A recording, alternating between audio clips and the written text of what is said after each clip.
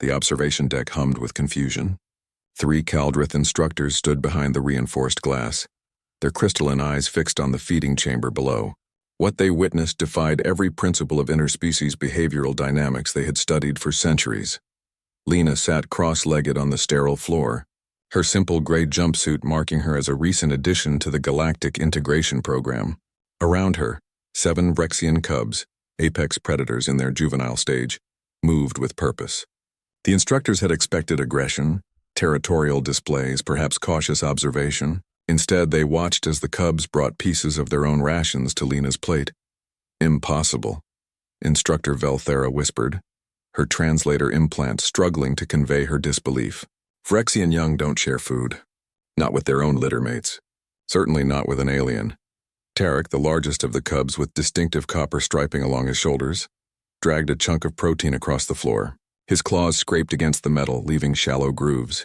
He stopped at Lena's feet and gently, impossibly gently for a creature designed by evolution to tear and rend, placed the food on her nearly empty plate. Lena's hand moved slowly, carefully. She touched the top of Tarek's head, fingers barely grazing the coarse fur. "Thank you," she said softly. The words meant nothing to the cub in terms of language, but her tone carried everything. 2 weeks earlier, Lena had been selected for the integration program, a human among thousands of species learning to coexist in the vast galactic community.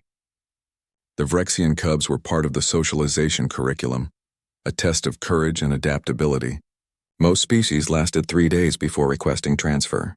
Humans, with their strange persistence, sometimes lasted 5. Lena was entering her 14th day. The instructors had documented everything. On day 1, Lena had entered the chamber while the cubs fed. Standard protocol suggested maintaining distance, establishing dominance through posture and sound. Lena had done neither. She had simply sat down at the far end of the room and waited. The cubs had approached, circling, testing. Their growls vibrated through the chamber. Lena had remained still, her breathing steady, her eyes soft but not averted. Not submission, not dominance, something else entirely. By day 3, the smallest cub, a female the instructors designated as Subject 7, had touched Lena's hand with her nose. By day 5, they slept near her. By day 7, the instructors had begun filing reports that would be dismissed as observation errors. Now, on day 14, the cubs brought her food. "Run the behavioral scans again," Instructor Kethis demanded, his mandibles clicking in agitation. "There must be a pheromone we're not detecting. Some chemical coercion." The scans came back negative. They always did. Instructor Velthera watched as another cub, then another, brought offerings to Lena's plate. The human ate slowly, often breaking pieces and offering them back to the cubs. They accepted, eating from her hand with teeth that could sever bone. "What is she doing that we cannot quantify?" Velthera asked, more to herself than her colleagues. In the chamber below, Lena spoke quietly to Tarek. "You're not so different, are you? You're just scared and far from home." Her hand moved in long, soothing strokes along his back. The cub's eyes, yellow and slit-pupiled, closed halfway in contentment. The Caldrith had raised Vrexian cubs for study purposes for 3 generations.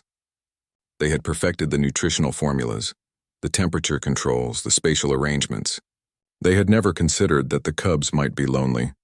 Humans, it seemed, had considered it immediately. Instructor Kethis pulled up Lena's file on his datapad.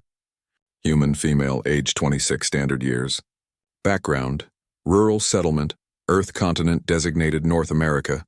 Occupation, veterinary technician specializing in large predators. He paused. "There's a note here.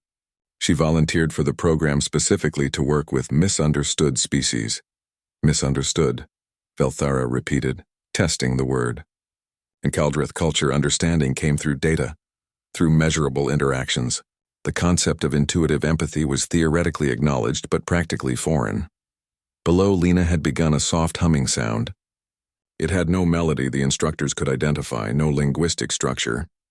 Yet the cubs responded, gathering closer, their aggressive postures melting into something the monitoring equipment registered as contentment, a state rarely achieved even with their own mothers. "She's not training them," Velthera realized suddenly.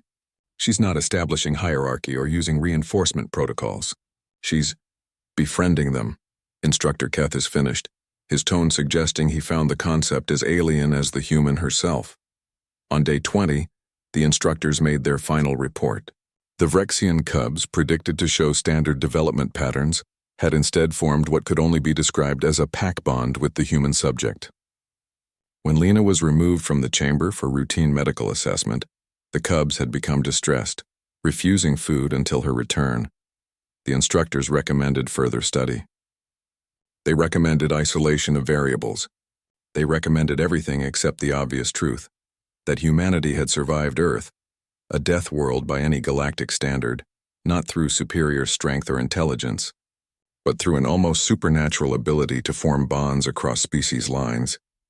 Humans had domesticated wolves while other species fled from them. They had befriended creatures that should have been their predators. They had looked at the dangerous, the frightening, the misunderstood, and somehow found family. On Lena's final day in the program, Tarek brought her one last piece of food.